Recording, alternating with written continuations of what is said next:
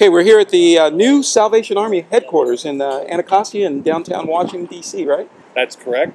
And this will be a centerpiece for the Anacostia area, and you're with WCS Construction. We're with WCS Construction, and we've been on site since January of '07. It's a beautiful building. The architect is Smith Group, and I'm sure we're going to win a lot of awards. And the thing I really like about this building is I know the Army sat down for 2 years before they started the construction with the community and found out exactly what the community wanted, and that's what's in this building.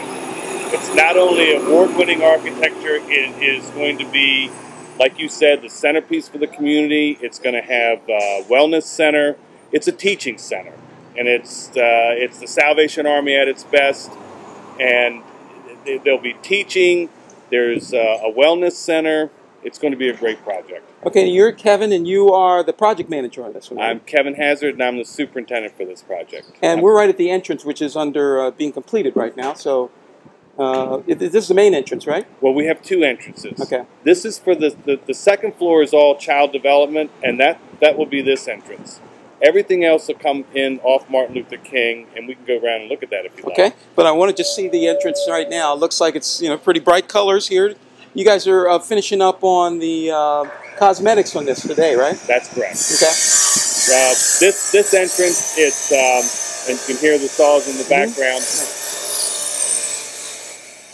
We're putting tiles on the wall, and it's a ceramic from Europe. It's a European ceramic tile, and it's kind of an interesting effect. The Smith Group really likes, tactile materials, and it's European, so it'll be, it'll be a bright yellow because this is a child area, and we're putting all the safety rails up right now.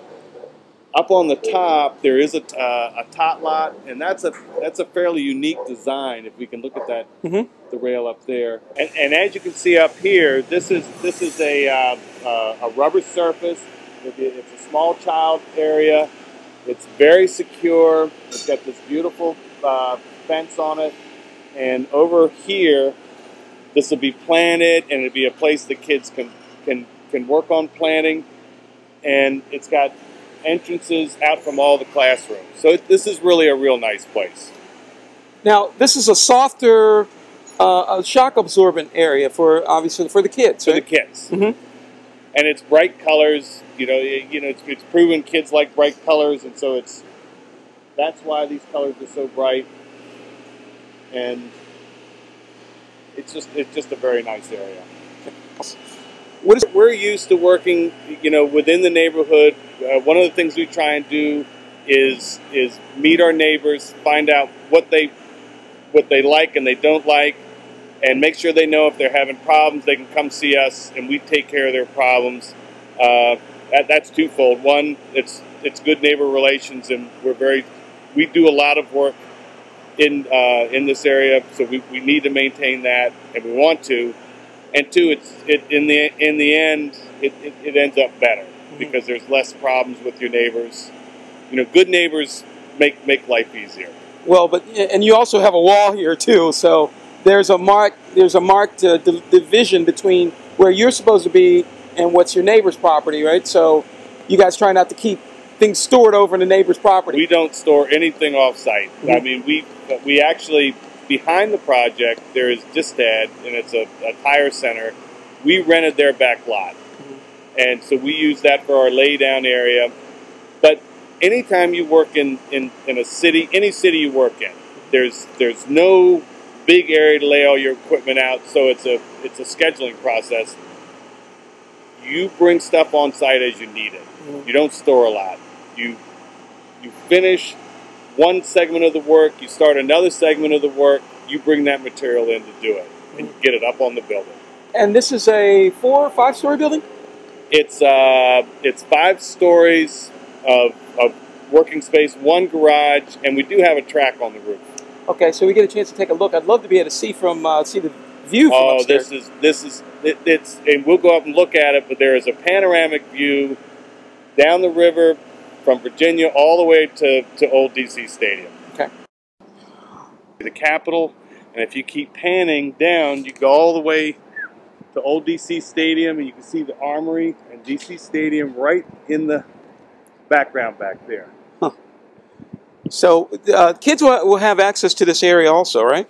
Well, this is a little running track here, and then right below us there is a wellness center. It's going to have exercise equipment. It's going to have a chiropractor, and oh, and it's like a figure eight. Literally yeah. a figure eight. Oh yeah, I'll show you.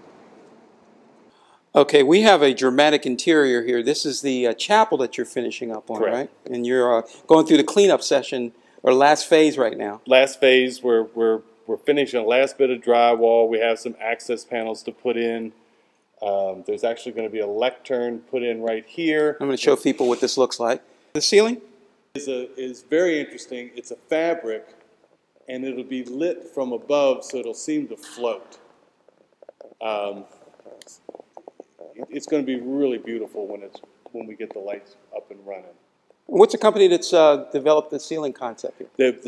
The company is called Numat, and they're the only people in the world who do this kind of a ceiling.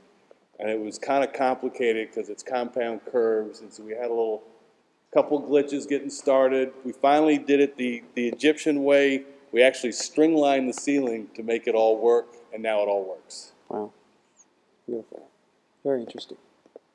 So why would you have a chapel inside of a Salvation Army facility? Where's the connection? Well, the Salvation Army is a Christian-based organization, and so they, part of what they bring, they do great community work, and it's Christian-based, and so they'll have worship services, nothing mandatory, but they are a great organization to work with.